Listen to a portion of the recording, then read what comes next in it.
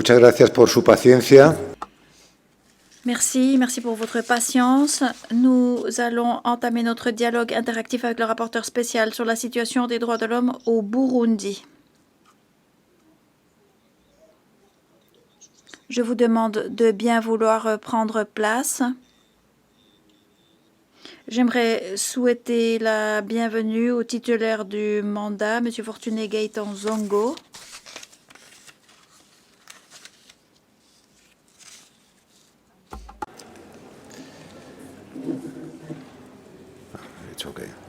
La lista de oradores. La liste des orateurs sera close dans 15 minutes. J'aimerais maintenant donner la parole à M. Gaëtan Zongo pour la présentation de sa mise à jour orale. Monsieur.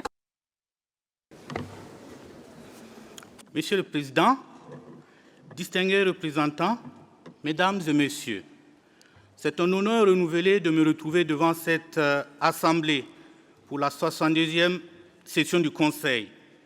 Je me présente devant vous après 4 années d'exercice de mon mandat que ce Conseil a lui-même instauré en octobre 2021 et qu'il a renouvelé l'année dernière, réaffirmant ainsi sa propre détermination à faire prévaloir les droits humains au Burundi. Je voudrais d'emblée souligner la nature de ce mandat. Ce n'est pas un mandat d'accusation, c'est un mandat de suivi, de dialogue, d'appui, conçu pour accompagner le Burundi dans l'accomplissement de ses obligations internationales. Depuis ma prise de fonction, j'ai établi des relations de travail avec la société civile burundaise, les organisations régionales et les agences onusiennes.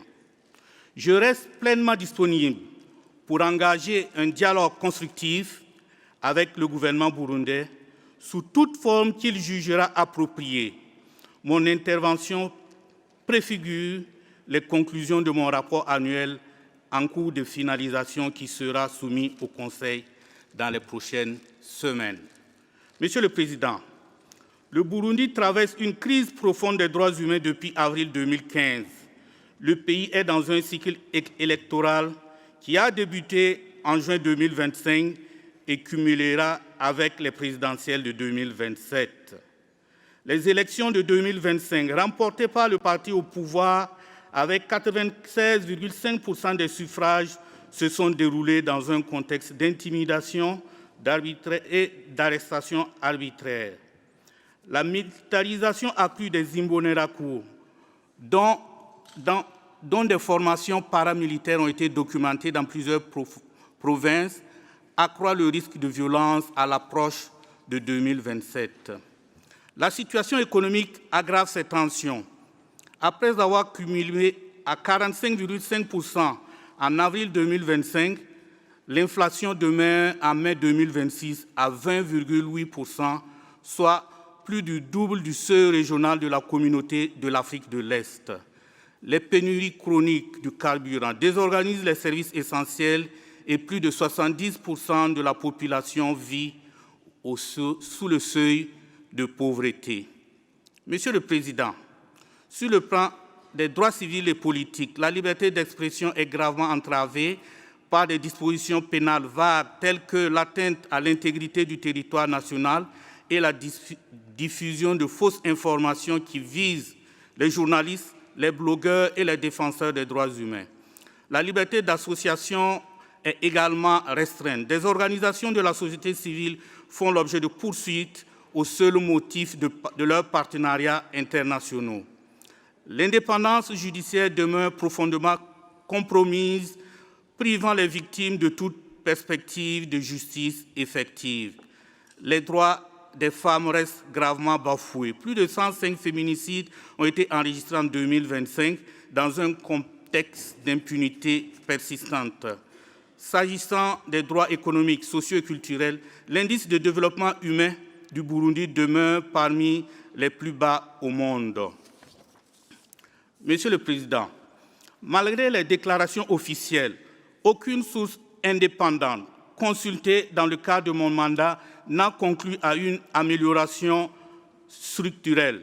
Des informations crédibles font état de plus de 400 personnes tuées et de plus de 200 victimes de disparition forcée depuis 2020, dont environ une centaine pour les seules années 2024-2025.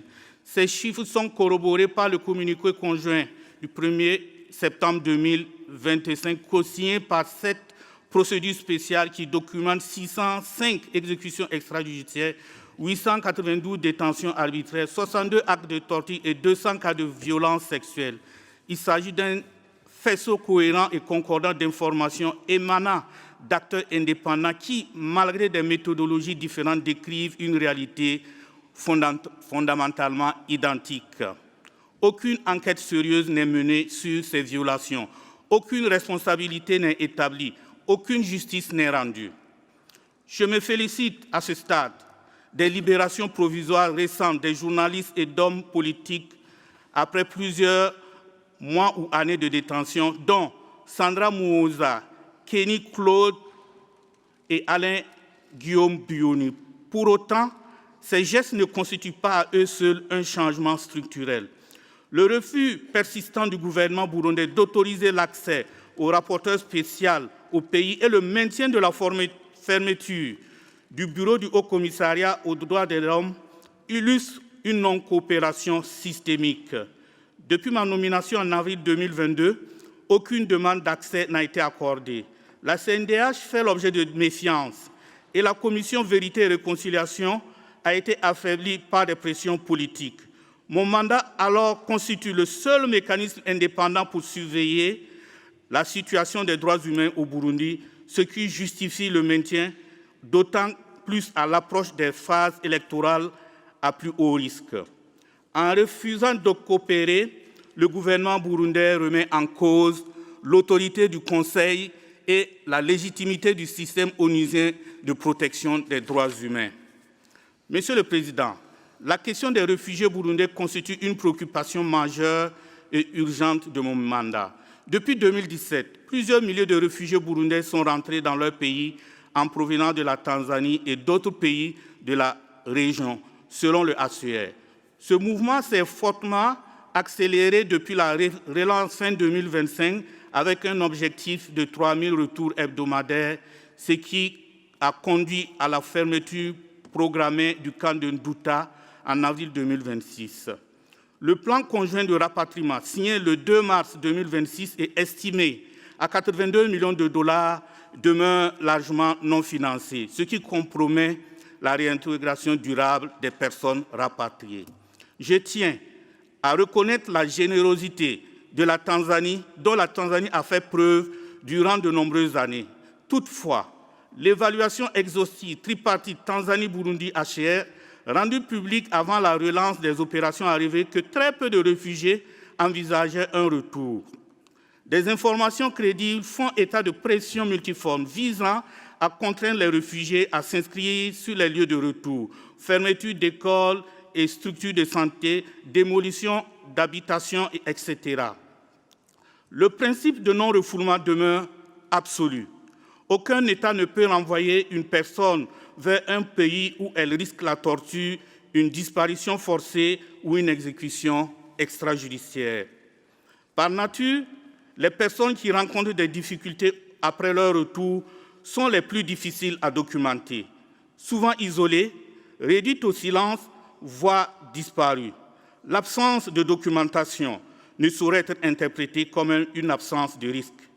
Au Burundi, la frontière entre le citoyen ordinaire et le citoyen persécutable est déterminée non pas par les actes, mais par la perception que les autorités ont de leur loyauté politique.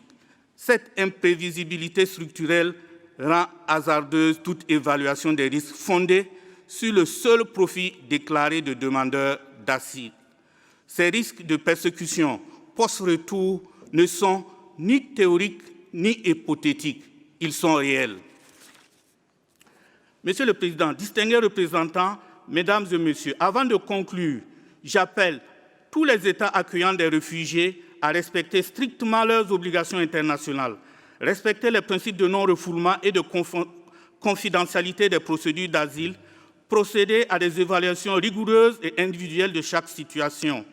Je réitère mon appel au gouvernement burundais à coopérer pleinement avec les mécanismes internationaux. J'appelle également la communauté internationale à mobiliser sans délai les 82 millions de dollars nécessaires à la mise en œuvre du plan conjoint de rapatriement et de réintégration, faute de quoi les retours en cours auront lieu sans accompagnement adéquat, aggravant la vulnérabilité des personnes rapatriées. J'ai à cœur le citoyen burundais qui a soif de justice. Je pense aux paysans sur sa colline qui regardent son champ, à la jeune femme au centre de santé qui attend des soins qui n'arrivent pas, aux jeunes en âge de scolarisation qui se posent des questions devant sa salle de classe. Je pense aux milliers de familles de disparus qui attendent une réponse que les autorités burundaises ne donnent pas. Ce sont eux, Burundais et Burundaises, que ce Conseil ne peut abandonner. Je vous remercie de votre bienveillante attention. Merci beaucoup, Monsieur le rapporteur spécial. Conformément à la pratique du Conseil, nous allons d'abord entendre la délégation du pays concerné. Madame l'ambassadrice du Burundi, vous disposez de 5 minutes. Merci, Monsieur le Vice-président. Ma délégation tient à rappeler ici que l'initiative de ce mécanisme hostile au Burundi est l'Union européenne, qui maintient mon pays sous l'agenda du Conseil des droits de l'homme depuis 11 ans. Nombre de délégations ne cessent de démontrer que le Conseil des droits de l'homme est malheureusement devenu un espace où certaines grandes puissances économiques importent leurs tensions géopolitiques, politisent les travaux de ce Conseil, appliquent le principe du 2 poids 2 mesures et consacrent leur immunité tout en ciblant exclusivement des pays en développement. En effet, comment l'Union européenne saurait objectivement défendre la pertinence de maintenir mon pays au point 4 de l'ordre du jour de ce Conseil, censé s'occuper des crises nationales d'extrême gravité, si ce n'est qu'une tentative d'ingérence politique à motivation géopolitique qui menace la souveraineté du Burundi depuis les insurrections et le coup d'État avorté, téléguidés de l'extérieur et notamment par leur allié, le Rwanda, autour des élections démocratiques de 2015. N'a-t-on pas toujours aujourd'hui la lecture juste de ce qui se passe réellement dans la région des Grands Lacs, quand l'allié longtemps protégé, le Rwanda, sous couvert d'une mécanique de pillage des minerais stratégiques au bénéfice des multinationales et d'autres intérêts étrangers, viole la souveraineté et l'intégrité territoriale d'un autre État, en l'occurrence la République démocratique du Congo, et menace la sécurité de toute la région. Comment peut-on décemment prétendre que faire braquer les projecteurs sur le Burundi durant une dizaine d'années, à dessein de nuire à son image, de l'isoler sur le plan international, d'asphyxier son économie pour affaiblir ses institutions républicaines et au bénéfice de protéger les droits de l'homme de nos citoyens? Comment ce mécanisme peut-il être justifié quand le haut-commissaire aux droits de l'homme principal responsable des Nations Unies pour la protection et la promotion des droits humains, au cours de la présentation de son rapport annuel à l'ouverture de cette session, ne fait mention d'aucune manière du Burundi comme préoccupation mondiale? Il est plus qu'une évidence que ce mécanisme est devenu le théâtre d'un acharnement aveugle qui fait exister certains, leur sert d'un gagne-pain et est au service de certains pseudo-politiciens en manque de toute assise populaire et une horde de prétendus défenseurs des droits de l'homme déconnectés de la réalité du Burundi. Ceci transparaît quand leur récente sortie médiatique, relayée de manière irresponsable par le détenteur de ce mécanisme, se servent de la détresse de nos concitoyens migrants pour amplifier et politiser leur situation d'incertitude dans un contexte où la migration constitue un défi mondial majeur et que chaque État définit en toute discrétion sa politique nationale dans ce domaine. À cet égard, le Parlement européen ne vient-il pas de durcir sa politique migratoire en votant en grande majorité une réforme majeure incluant la possibilité de nouer des accords pour installer des centres de rétention hors de leurs frontières? Ainsi, le Burundi noue continuellement des accords avec d'autres pays pour une migration sûre et sécurisée, garantissant la dignité de ses citoyens et dans l'objectif de lutter efficacement contre la traite des êtres humains. Cette tentative désespérée exercée par le détenteur de ce mécanisme pour allonger superficiellement la durée du mandat dénué de toute objectivité, compromis par des positionnements qui manquent fondamentalement toute notion d'intégrité et d'impartialité, devenu au service d'une poignée de personnes nostalgiques d'un temps révolu au Burundi. La seule voie possible est de se retirer ou, à défaut, d'appartenir au mauvais côté de l'histoire. Monsieur le vice-président, nous autres, les filles et fils du Burundi, ne comptons pas faire marche arrière en dépit de tous les obstacles continuellement dressés sur notre chemin, que nous franchissons néanmoins un à un, convaincus que nous ne saurions accepter que quiconque tente de nous manipuler de nouveau et de nous faire revivre les affres d'une guerre civile. Au lendemain de la présentation de son rapport définitif devant le Parlement réuni en Congrès, concluant à un génocide commis contre les Hutus au Burundi en 1972, ayant fait au moins 300 000 morts par la Commission Vérité et Réconciliation, selon l'implication de l'État attestée par des crimes planifiés, organisés et exécutés de manière systématique par des structures régaliennes, on devrait s'incliner dans ces enceintes des Nations Unies en la mémoire de toutes les personnes innocentes tuées juste pour leur appartenance ethnique. Je ne désespère pas que ce jour viendra. Je vous remercie. Gracias. Merci, Madame. La liste des orateurs est désormais close. Je donne la parole à la Commission nationale indépendante des droits de l'homme du Burundi. Vous disposez de 3 minutes. Monsieur le vice-président, la CNDH prend note du rapport oral du rapporteur spécial sur le Burundi. En matière de protection et de promotion des droits de l'homme, la CNDH du Burundi salue les efforts fournis dans le cadre de mise en œuvre du programme conjoint des droits de l'homme au Burundi, qui réunit l'État du Burundi, la CNDH, ONU Droits de l'Homme et les agences du système des Nations Unies au Burundi.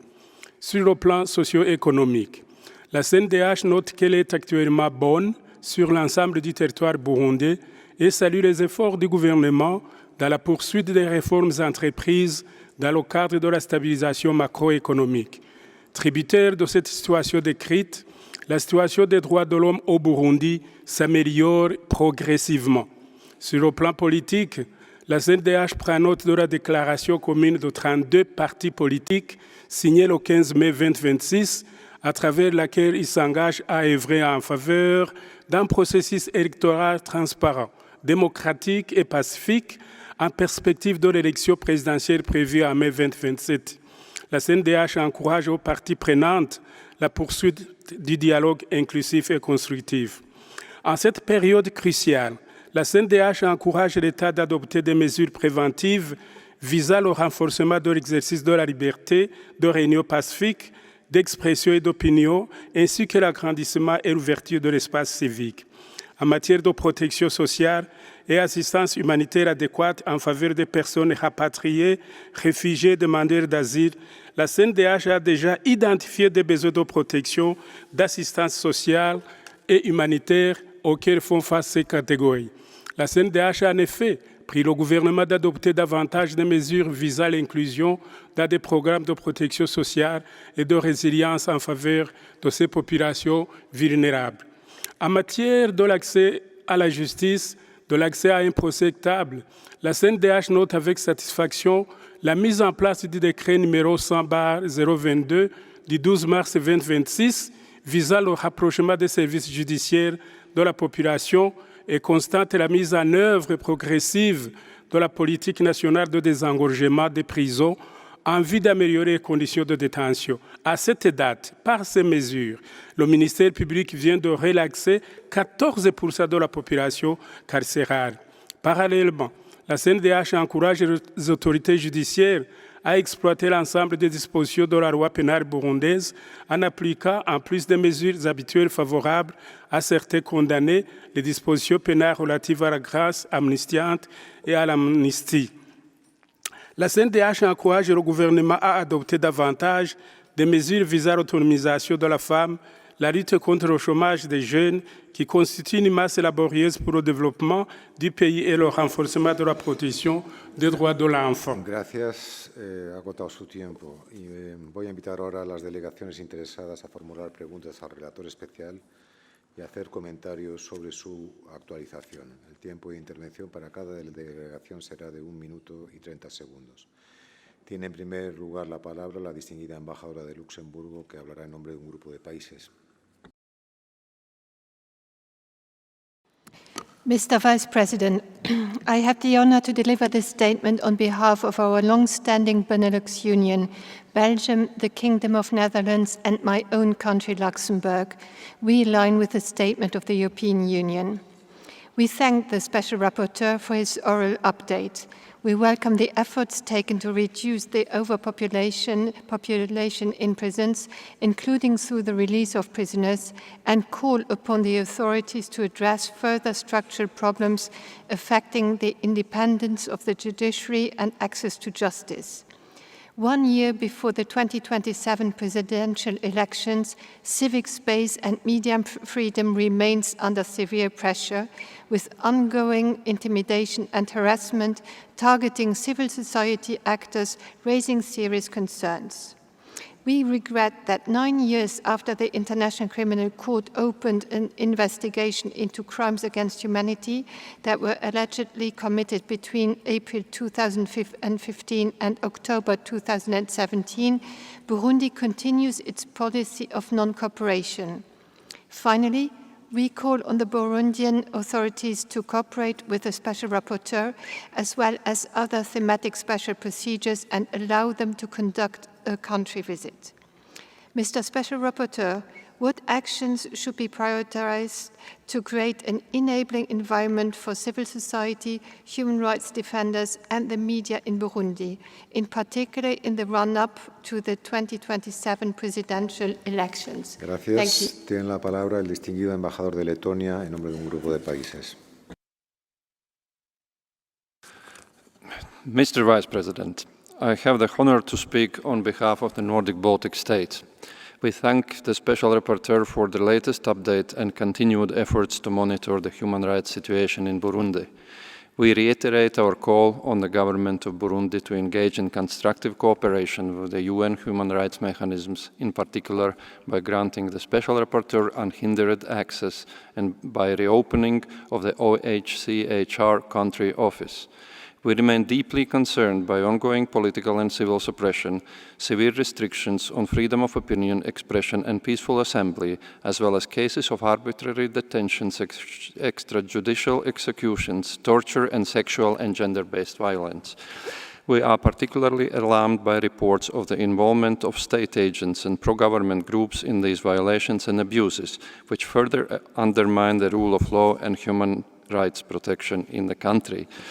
We call on the Burundian authorities to uphold international human rights obligations, safeguard civic space, and ensure accountability for alleged violations through impartial and independent investigations in full respect of judicial independence.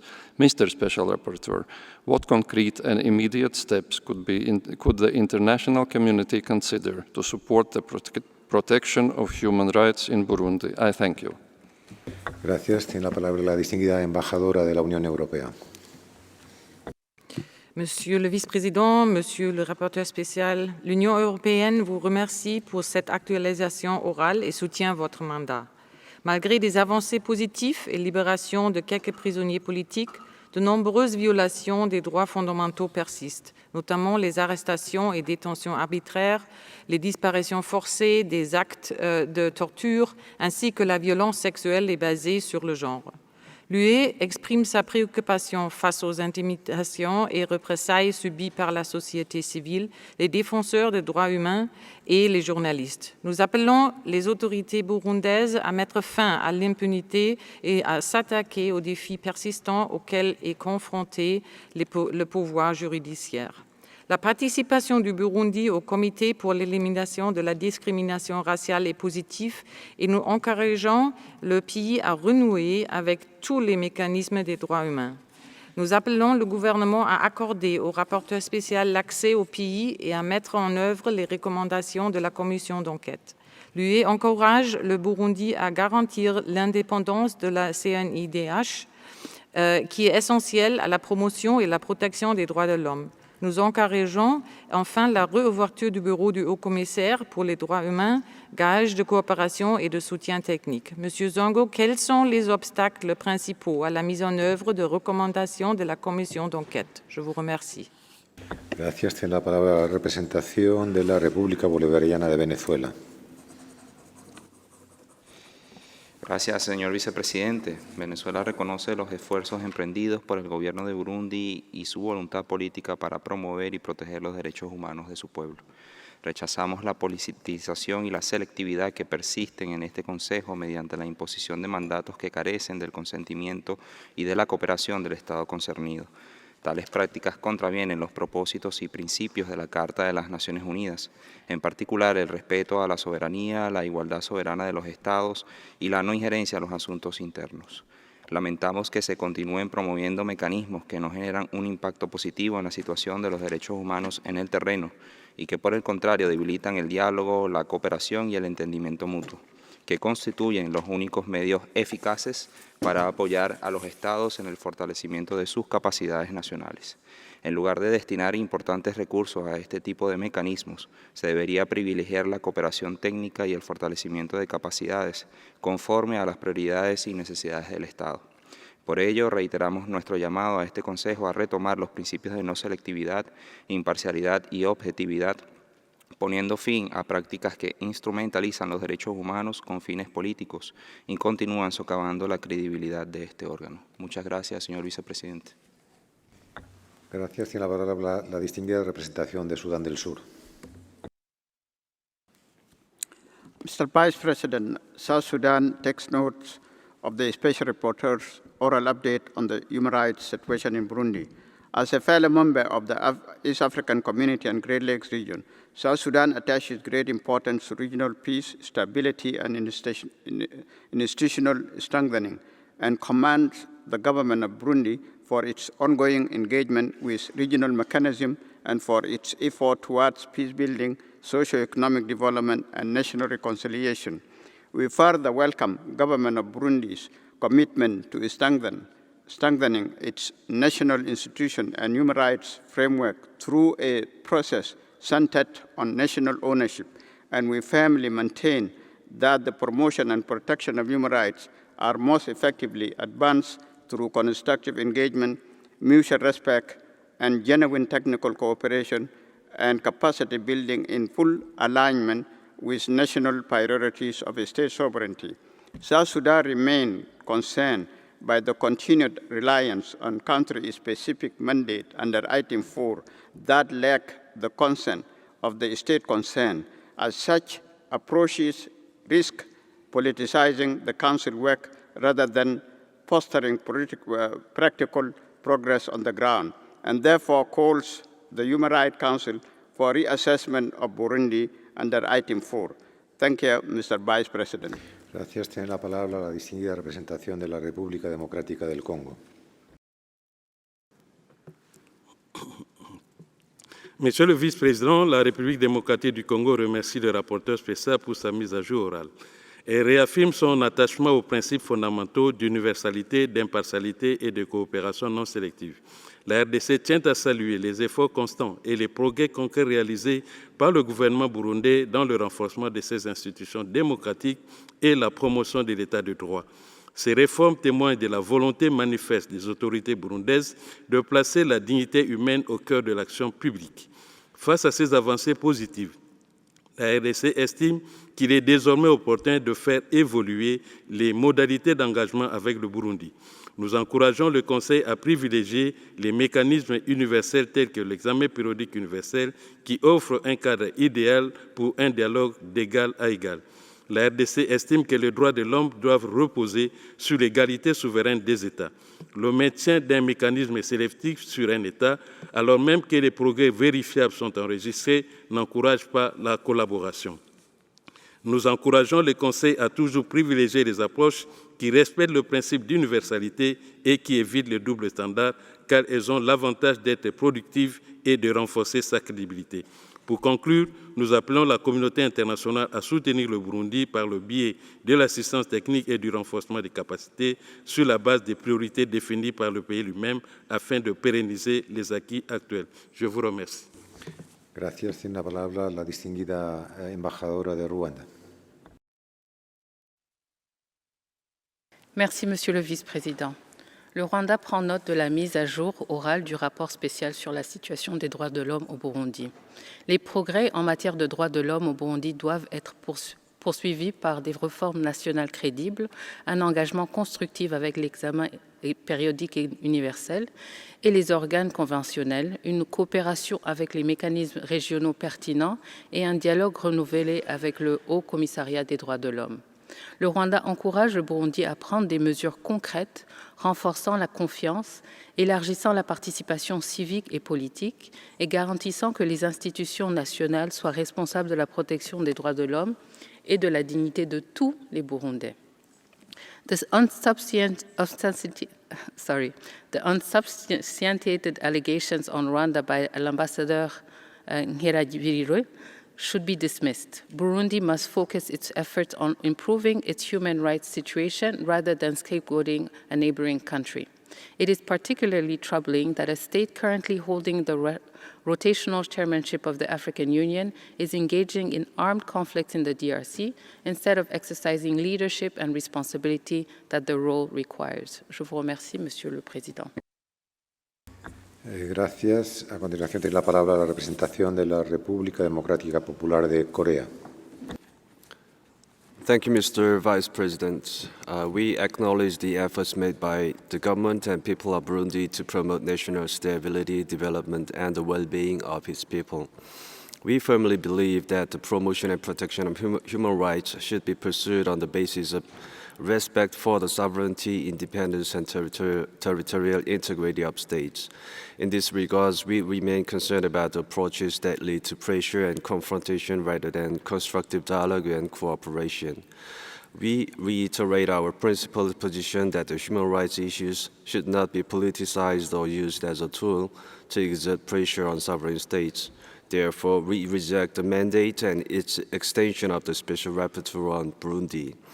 The international community should provide support to Burundi in addressing its challenges on the basis of objectivity, non-selectivity, impartiality, and mutual respect. My delegation expresses its confidence that the government and people of Burundi will continue their efforts to promote human rights and development in a manner consistent with their national conditions and priority. I thank you. Gracias. Tiene la palabra la distinguida representación de Sri Lanka. Mr. Vice President, Sri Lanka welcomes the government of Burundi's continuous engagement with the Human Rights Council through its regular mechanisms. We recognize the efforts undertaken by the government of Burundi to address poverty and social inequalities, combat corruption, and protect the human rights of its people, particularly in the aftermath of a difficult economic crisis. Mr. Vice President, Sri Lanka reiterates that constructive dialogue with the concerned state, with due regard to its perspectives, concerns, and domestic complexities, remain the most effective means of providing meaningful assistance. Any technical assistance and capacity building should also be provided at the request of the state concerned and in accordance with nationally identified needs and priorities. In conclusion, we encourage this Council to extend all possible assistance for Burundi's national processes aimed at sustainable recovery and development in accordance with the national priorities of the government of Burundi. Thank you. Gracias. Tiene la palabra la representante de la Federación de Rusia.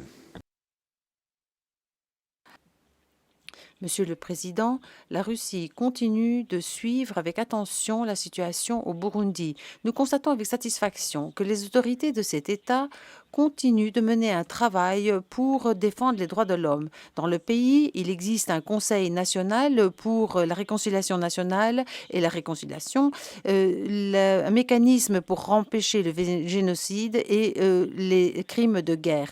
La Commission nationale pour les droits de l'homme existe, un institut pour les droits de l'homme.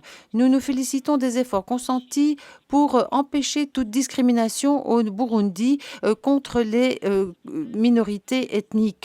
et autres. Nous voyons que la législation a consacré notamment certains quotas dans toutes l'administration et les structures du Parlement. Nous voyons que des réfugiés reviennent au pays. Et il y a des améliorations également dans le système pénitentiaire et ses conditions de vie. Nous restons préoccupés par la situation humanitaire dans le pays et les flux de réfugiés qui viennent de la RDC. Dans ce contexte, nous voyons avec comme élément positif les efforts des autorités avec les partenaires étrangers et avec des entités des Nations Unies pour apporter de l'aide aux Congolais qui ont pris refuge dans le pays. Nous demandons au Conseil de renforcer la coopération avec le Burundi en respectant ses intérêts nationaux, en mettant l'accent sur l'aide technique dans le domaine des droits de l'homme. Merci. Merci beaucoup. Je donne la parole à présent au Bélarus. Merci, Monsieur le Vice-président.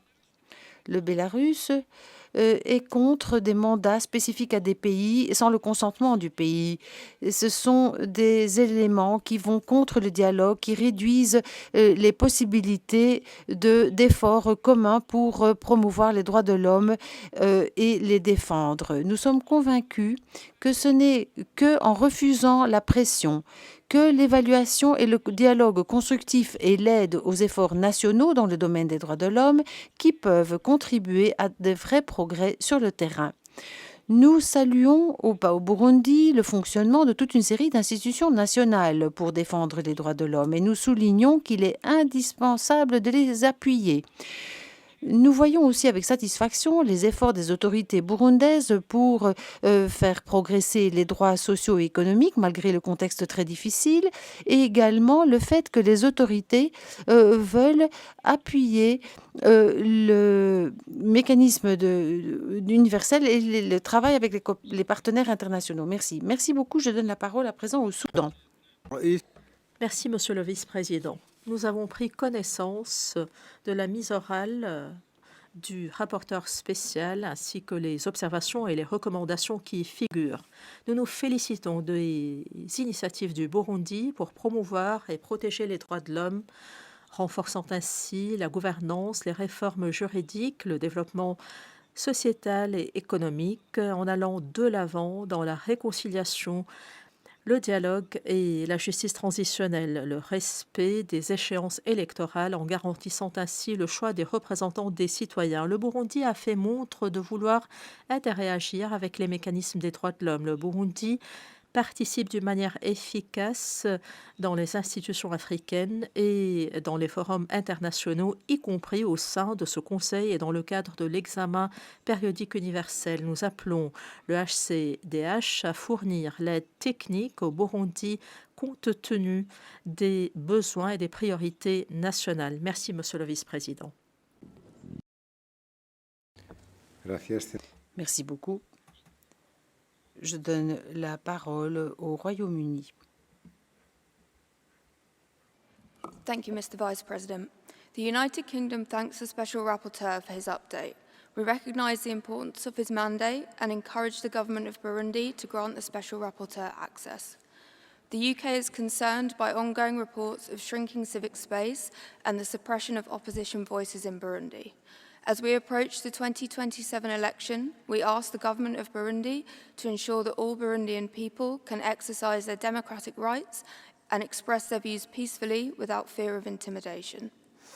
We note with concern the broader humanitarian and regional context, including pressure arising from displacement. We welcome Burundi's efforts to host refugees from the Democratic Republic of the Congo, and the UK has provided £2.3 million through the World Food Programme to support these efforts. Mr. Vice President, the recent Ebola outbreak in the region is of deep concern. The UK has announced £800,000 of financial support to strengthen preparedness, as any spread to Burundi would pose a serious threat to its people. Special Rapporteur, ahead of next year's elections and in the context of regional conflict and health insecurity, how can the international community support Burundi to uphold civil liberties and democracy? I thank you. Gracias. Tiene la palabra la representante de Eritrea. Thank you, Mr. Vice President. We take this opportunity to commend the government of Burundi for its continued commitment to national reconciliation, social cohesion, and the socio-economic development of its people. Eritrea maintains its principal position against country-specific mandates and resolutions. We firmly believe that the Universal Periodic Review is the only objective, non-politicized, and cooperative mechanism for assessing the human rights situations of member states. Relying on selective politically driven mandates undermines state-led efforts and runs counter to the fundamental principles of sovereignty, territorial integrity, and non-interference in the internal affairs of states. Imposing external mechanisms without the consent of the country concerned yields counterproductive results. Progress is achieved only through constructive dialogue and an understanding of country contexts, which honors national ownership and supports country-led initiatives. Instead of extending parallel non-consensual mechanisms, the Council should support Burundi through technical cooperation and capacity building, strictly aligned with the priorities defined by the Burundian government itself. I thank you, Mr. Vice President. Gracias. Tiene la palabra la distinguida representación de Camerún. Merci, Monsieur le Vice-président. Le Cameroun remercie le rapporteur spécial pour sa mise à jour orale. Mon pays salue les efforts engagés par le gouvernement burundais en matière de consolidation de la paix, de renforcement des institutions et de promotion des droits de l'homme, dans un contexte marqué par des défis socio-économiques persistants. Le Cameroun prend note du déroulement des élections législatives et municipales du 5 juillet 2025, qui ont constitué une étape importante dans la consolidation des institutions nationales. Nous encourageons les autorités burundaises à poursuivre les efforts visant à renforcer la participation citoyenne, la cohésion sociale et la confiance dans les institutions républicaines. Le Cameroun demeure, Monsieur le Vice-président, convaincu que les progrès durables en matière des droits de l'homme au Burundi passent par le dialogue, la coopération technique, l'accompagnement constructif et la prise en compte des priorités nationales du pays. À cet égard, nous encourageons la poursuite de la coopération entre le Burundi, le Haut-Commissariat aux droits de l'homme et les mécanismes compétents du Conseil dans un esprit de respect mutuel, de confiance et de responsabilité partagée. Pour conclure, le Cameroun réaffirme enfin son attachement à une approche équilibrée, non sélective et constructive, seule à même d'accompagner les dynamiques positives en cours au bénéfice du peuple burundais. Je vous remercie. Gracias. Tiene la palabra la distinguida representante de Cuba.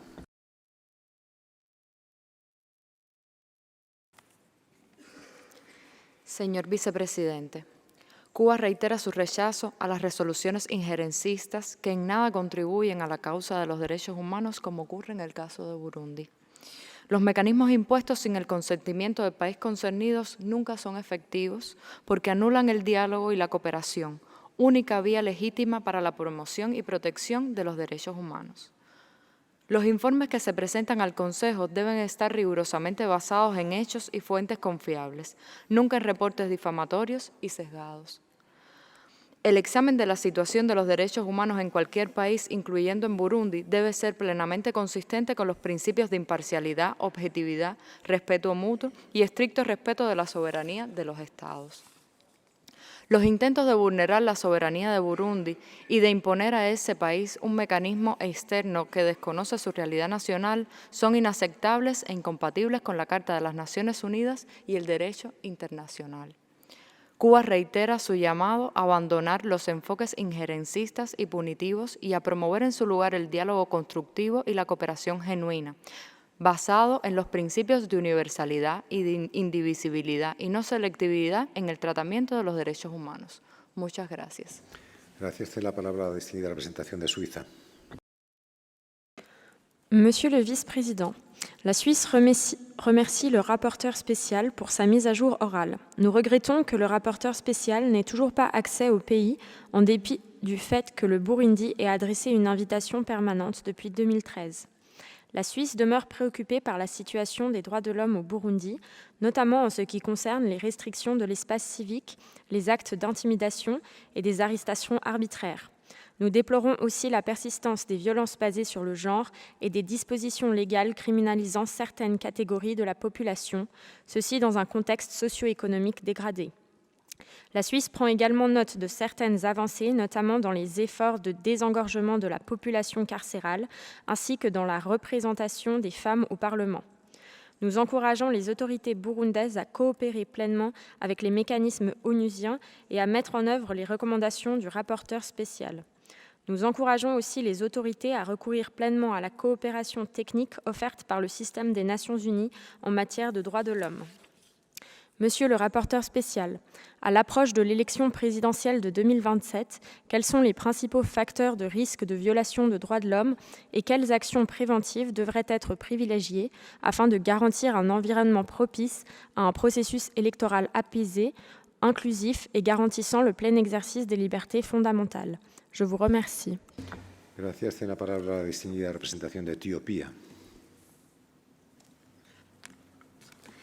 Thank you, Mr. Vice President. Ethiopia reaffirms its principled position that the promotion and the protection of human rights must be guided by the core principles of this Council's universality, objectivity, non-selectivity, and constructive engagement. Ethiopia further emphasizes the importance of strengthening national ownership and institutional capacity through constructive support and technical cooperation, recognizing that states bear the primary responsibility for the promotion and protection of human rights of their people. We commend the continued positive steps undertaken by Burundi, including ongoing institutional and legal reforms aimed at strengthening governance, the rule of law, and access to justice. We also acknowledge its sustained engagement with the United Nations human rights mechanisms, as well as its cooperation with relevant regional frameworks, reflecting a constructive and cooperative approach to international dialogue. We further recognize the encouraging progress made in advancing the principle of accepted UPR recommendations and encourage Burundi to build on this positive momentum. In conclusion, Ethiopia reiterates that the effective advancement of human rights is best achieved through dialogue, cooperation, complementing national efforts, and tailored technical assistance that responds to the specific national context and priorities of the state concerned. I thank you. Gracias. Tiene la palabra la representación de la República Islámica de Irán. Thank you, Mr. President. The Islamic Republic of Iran reaffirms its principled position that the promotion and protection of human rights should be pursued through genuine dialogue, constructive engagement, and cooperation with the state concerned, while fully respecting the purposes and principles of the UN Charter, including sovereignty, territorial integrity, and non-interference in the internal affairs of states.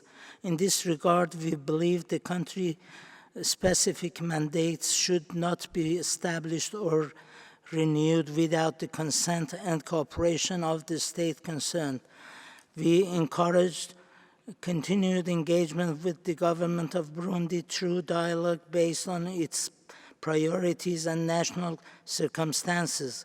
A cooperative and non-confrontational approach is more conducive to achieving sustainable progress in the promotion and protection of human rights than selective and politicized measures. Muchas gracias, Señor Vice President. Gracias. Tiene la palabra la distinguida representación de China. 副主席先生，中方注意到特别报告员。Merci. La Chine a pris bonne note de la mise à jour orale.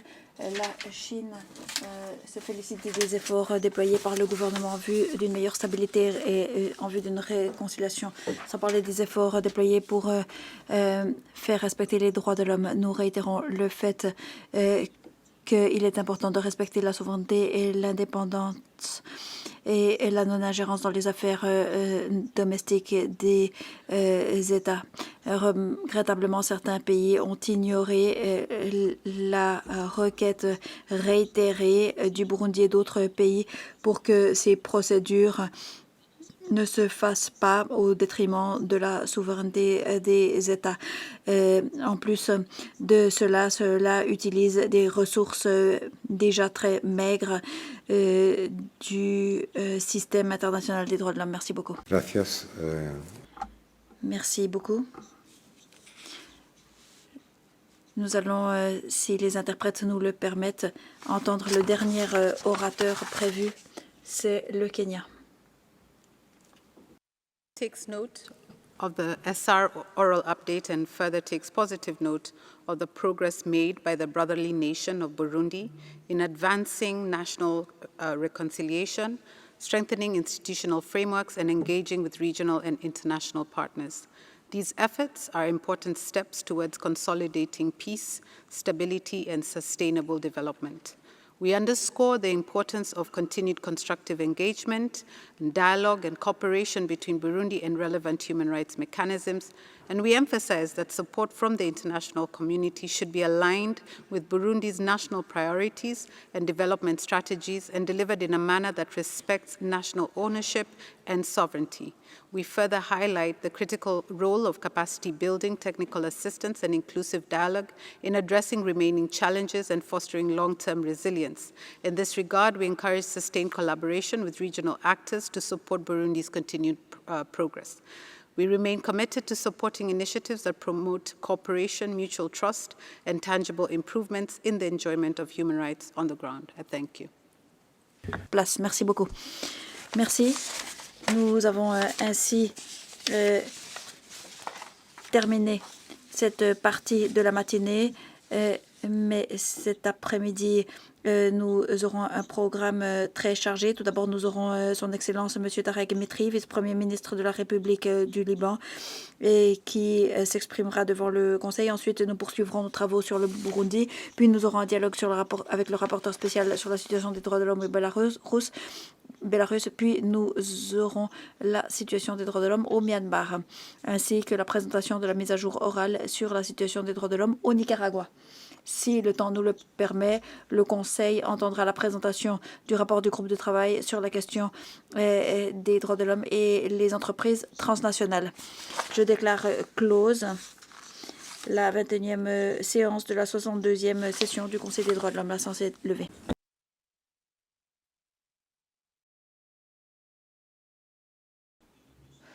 Nous allons à présent poursuivre le dialogue interactif avec le rapporteur spécial sur la situation des droits de l'homme au Burundi. Nous continuons avec la liste d'orateurs pour les institutions nationales des droits de l'homme et les organisations non gouvernementales. Je donne la parole à International Federation of ACAT.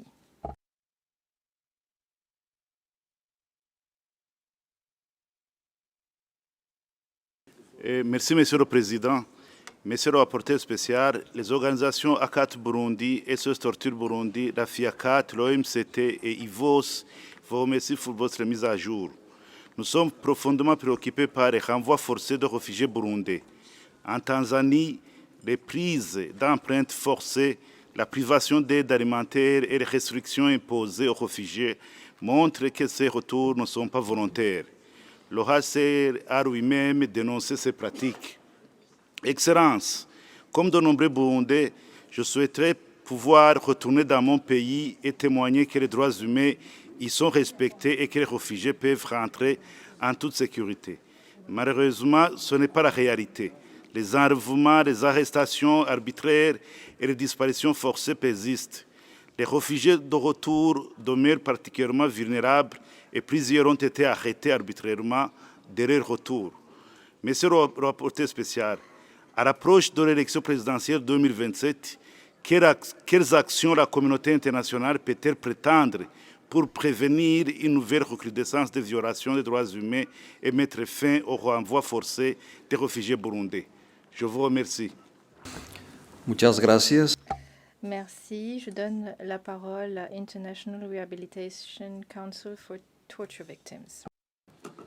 Monsieur le vice-président, le Conseil international de réhabilitation pour les victimes de torture et ses partenaires sont particulièrement préoccupés par la situation des droits humains au Burundi. Depuis plus d'une décennie, la société civile évolue dans un espace civique restreint, sous la menace d'une répression violente. Les libertés d'expression, d'association et de la presse ne sont pas garanties.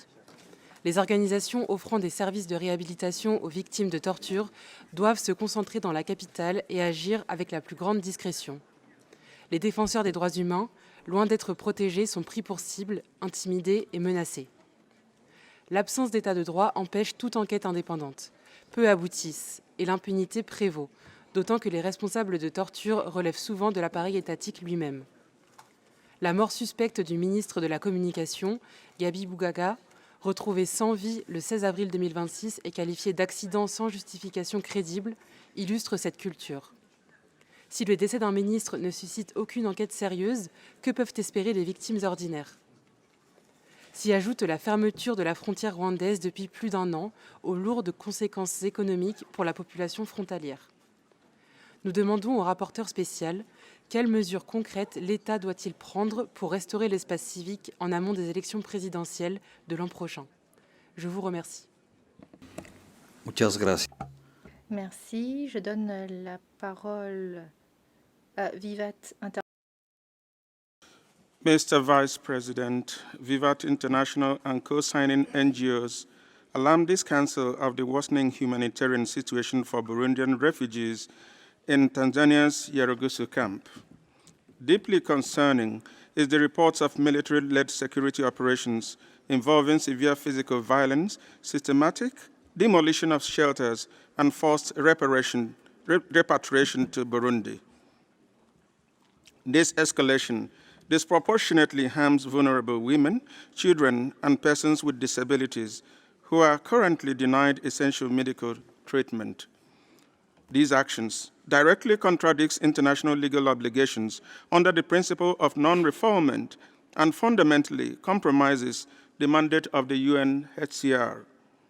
Despite UN Resolution 57/22, which mandates safe reintegration of returnees, forced repatriation to Burundi poses severe risk of further torture, persecution, and re-traumatization for these survivors.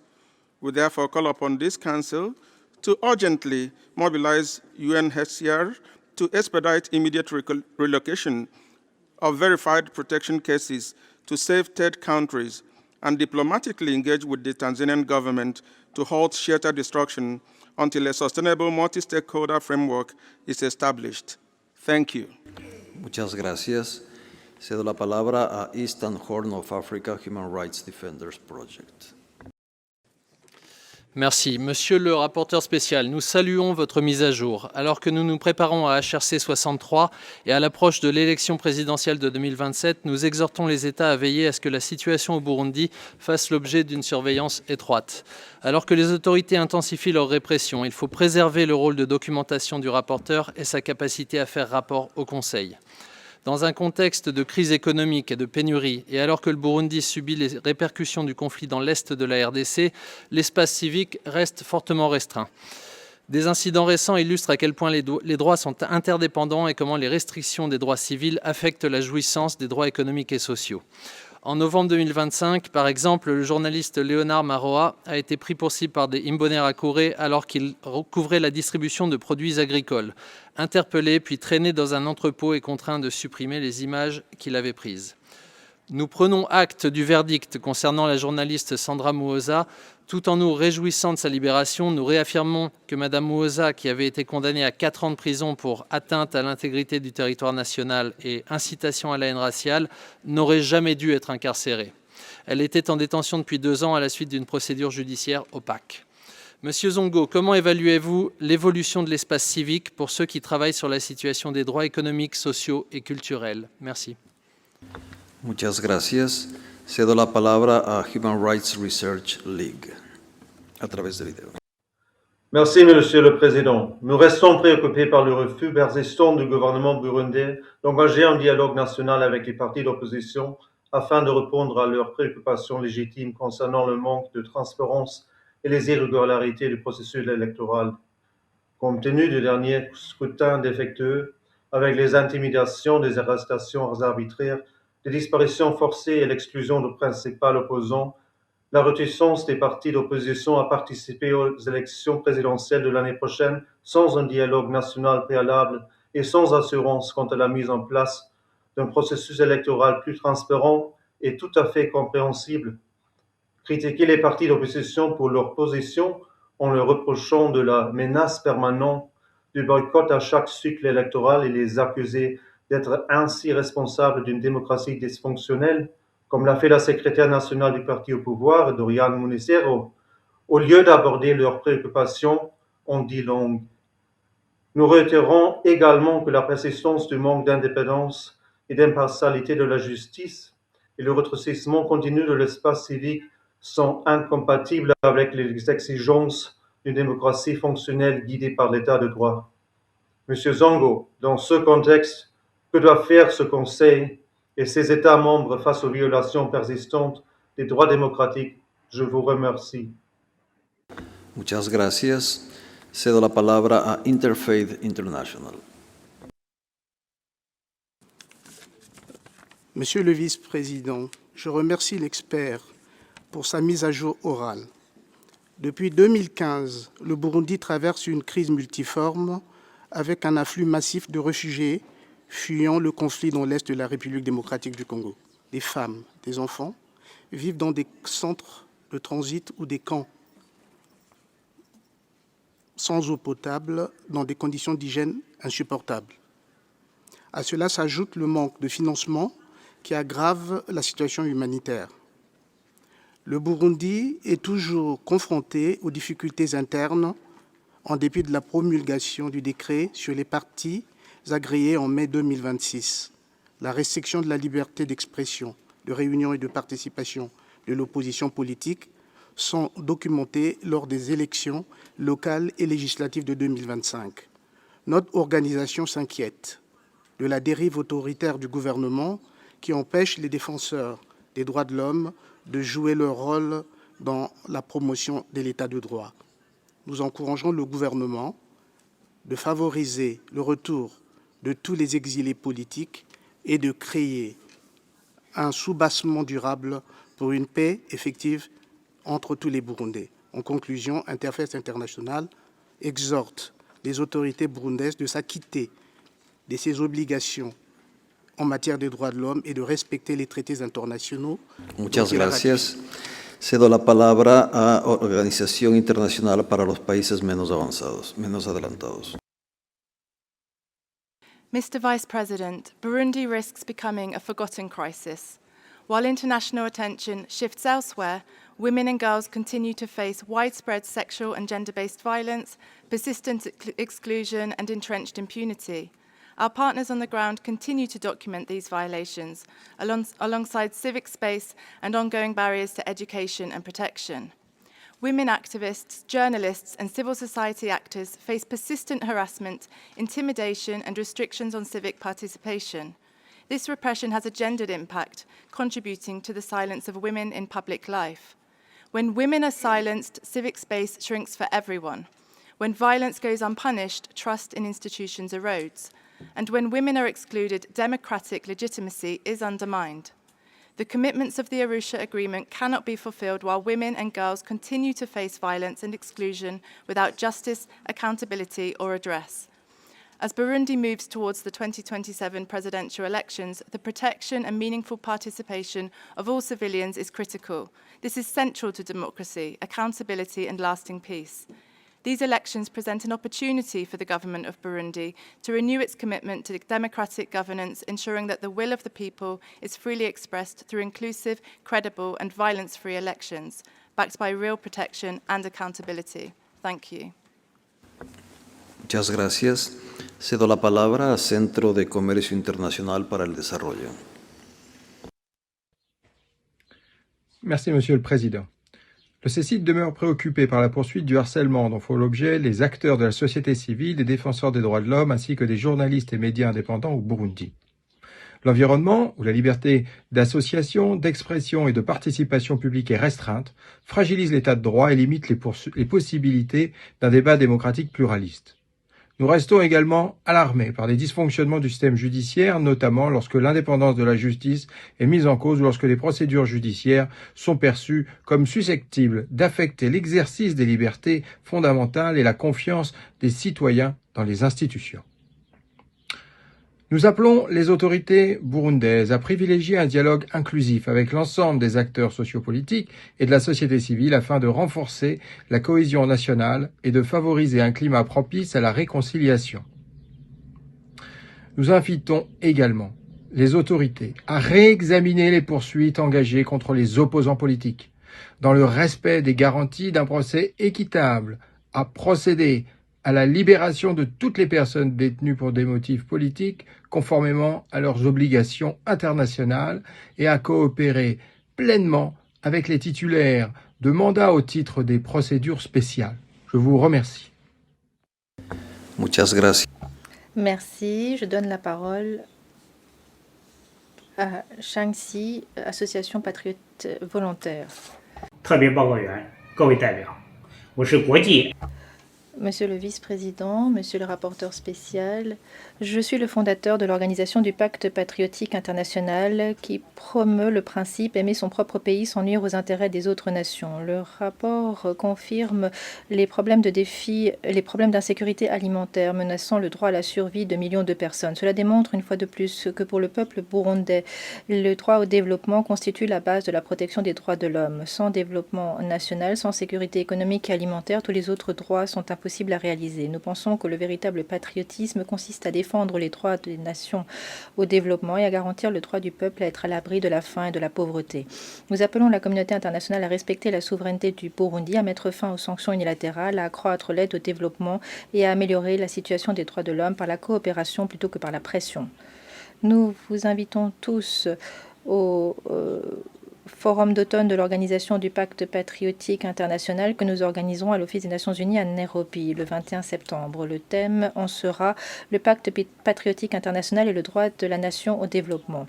Nous nous concentrerons sur l'exploration de la manière de trouver des voies de développement pratiques et réalisables pour les pays du Sud global. Veuillez vous joindre à nous pour cette entreprise importante. Merci. Muchas gracias. Merci. Nous en avons ainsi terminé avec la liste des orateurs. Je donne la parole à Monsieur Songo. Vous avez 5 minutes. Merci. Je vois que les interrogations se regroupent sur 5 grands thèmes que je vais essayer rapidement de répondre. Sur les facteurs de risque à l'orée des présidentielles de 2027, on a le premier qui est la fermeture de l'espace civique qui prive le processus électoral de tout contrepoids indépendant capable de documenter les abus ou d'alerter l'opinion publique. Nous avons ensuite le contrôle des médias. Troisième facteur de risque, le rôle des Imbonerakure comme instrument de mobilisation partisane. Et enfin, quatrième facteur, les restrictions pesant sur les partis politiques d'opposition. Ainsi, comme action préventive, il y a l'ouverture d'un dialogue politique inclusif. Deuxièmement, la libération à la campagne électorale des personnes détenues pour des motifs à caractère politique. Troisièmement, l'accès sans entrave des observateurs internationaux dès la phase préélectorale et non au seul moment du vote. Et enfin, la reconstitution d'une commission nationale indépendante électorale à composition véritablement pluraliste et dotée de ressources autonomes. Deuxième groupe de questions, quelles sont les mesures concrètes que la communauté internationale pourrait envisager pour soutenir la protection des droits de l'homme au Burundi? J'en ai dénombré 3. La première mesure, c'est le soutien direct aux organisations de la société civile burundaise opérant en exil afin de maintenir vivantes les capacités de documentation et de plaidoyer. Deuxième mesure, l'utilisation des mécanismes de l'examen périodique universel pour amplifier les recommandations émises par les procédures spéciales et les organes de traité non mis en œuvre par le Burundi. Et enfin, troisième mesure, l'introduction d'une conditionnalité explicite des engagements bilatéraux et de l'aide au développement assortie de critères mesurables et publics en matière de droits de l'homme. Deuxième groupe de questions, quelles actions devaient être prioritaires pour créer un environnement propice? La première mesure, c'est la révision ou l'abrogation des textes législatifs restrictifs encadrant les organisations. La deuxième mesure, c'est la libération immédiate et sans condition de l'ensemble des défenseurs des droits humains et journalistes détenus. La troisième mesure, c'est la garantie d'un accès effectif à l'enregistrement légal pour les organisations de la société civile. Et enfin, une dernière mesure, la mise en place de mécanismes de protection effective des sources journalistiques et des lanceurs d'alerte. Un autre groupe de questions, 5 ans après la publication du rapport final de la commission d'enquête internationale, quels sont les obstacles principaux à la mise en œuvre? Le premier obstacle, c'est le refus persistant des autorités burundaises à reconnaître la légitimité du mandat de la commission et par extension de ses conclusions. Deuxième obstacle, c'est le défi d'indépendance du système judiciaire. Les recommandations de la commission portant sur la responsabilité pénale des auteurs nécessitent des juridictions dotées d'une impartialité effective. Troisième obstacle, la non-coopération avec la Cour pénale internationale. Quatrième obstacle, la fermeture de l'espace accordé aux victimes et à la société civile. Et cinquième obstacle, non moins important, c'est la dissolution de la commission sans institution d'un organe successeur doté d'un mandat de suivi spécifique, ce qui crée donc un vide. Et enfin, dernier groupe de questions, comment la communauté internationale peut-elle aider le Burundi à préserver les libertés civiles et la démocratie? Alors, sur le plan électoral, on peut parler de déployer des missions d'observateurs électoraux dès la phase préélectorale. Deuxième mesure, c'est veiller à ce que les mécanismes régionaux intègrent explicitement la dimension des droits humains dans leur approche de la stabilisation, prévenir l'instrumentalisation des crises sécuritaires transfrontalières. Et enfin, sur le plan institutionnel, maintenir une présence multilatérale visible, notamment via la réouverture du bureau du HCDIAS et le renforcement des capacités de la Commission nationale indépendante des droits de l'homme à travers la coopération technique directe sous réserve de garantie d'indépendance. Je vous remercie. Muchas gracias. Merci beaucoup.